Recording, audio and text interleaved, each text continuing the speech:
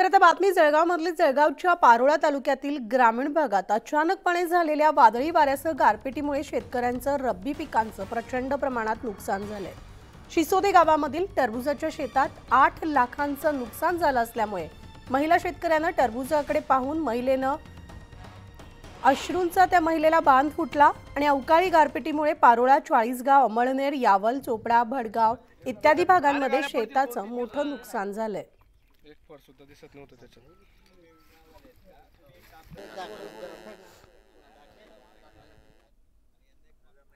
तर आता अमरावती जिल्ह्यामध्ये अवकाळी पावसानं चांगलंच थैमान घातलंय। जिल्ह्यामध्ये चांदूर बाजार, अंजनगाव, सुरजी, दर्यापूर, चांदूर रेल्वे या भागांमध्ये संत्रा, कांदा, गहू, टरबूज पिकाचं मोठं नुकसान झालंय।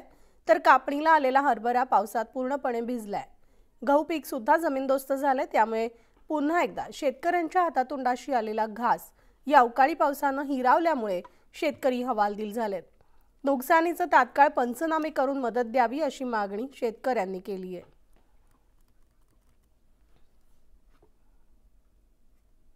तर जळगावमधल्याच पारोळ्यातील महाळपूरमध्ये गारपिटीमुळे पिकं जमीनदोस्त झाली आहेत। त्याच पिकात शेतकऱ्यांनी झोपून आंदोलन केलंय।